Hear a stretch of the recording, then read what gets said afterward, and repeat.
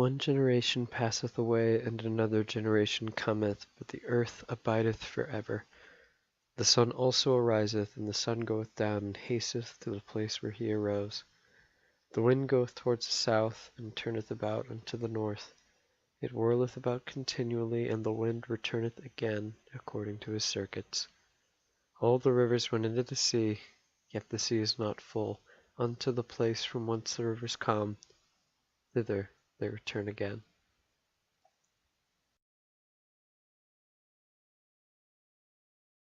Ernest Hemingway was born Ernest Hemingway on July 21, 1899 in Cicero, Illinois, a subregion of Chicago now known as Oak Park. Hemingway's dad was a doctor and his mom was a musician. His dad would take him outside all the time, hunting and fishing and stuff like that, things that Ernest Hemingway would pull back on as themes for basically all of his writing, honestly. He and his sister attended Oak Park and River Forest High School, go Huskies, where they performed with school orchestras together, but more importantly, where Hemingway would join a journalism class and write for the school paper, The Trapeze. After he left high school, Hemingway became a cub reporter for the Kansas City Star, and while he was only there for half a year, he'd use the Star's style guide as foundation for his own writing. Use short sentences, use short first paragraphs, use vigorous English, be positive, not negative. It would be a little hard for him to keep that last one, though. Something was coming up. It's time for World War I. When he was still only 18 years old, Ernest Hemingway volunteered to be an ambulance driver for the Italian front for the Allied powers during the First World War, and on July 8th he was seriously wounded by mortar fire, having just returned from the canteen bringing chocolate and cigarettes for the men at the front line, and despite his wounds, Hemingway assisted Italian soldiers to safety, for which he received the Italian Silver Medal of Bravery. Hemingway said of the incident, "When you go to war as a boy, you have this great illusion of immortality. Other people get killed, not you. Then when you're badly wounded the first time, you lose that illusion, and you know it can happen to you." Hemingway never fully recovered from his loss of innocence during his time, however brief, in the First World War. He soon became one of the central figures of the lost generation, who are men and women that became forever scarred by their seeing of what atrocities human beings can do unto one another over something as meaningless as the Great War.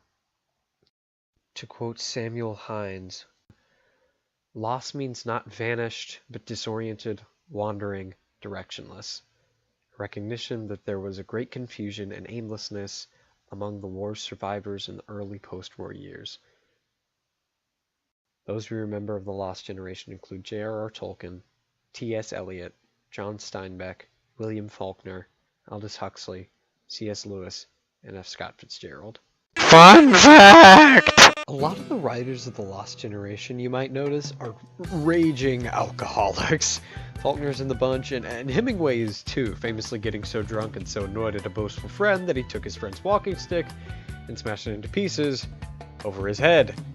But neither of these men come close to F. Scott Fitzgerald. Now, Hemingway was the kind of guy who'd have one, and then he'd have another, and then he'd have another, and then, well, you know.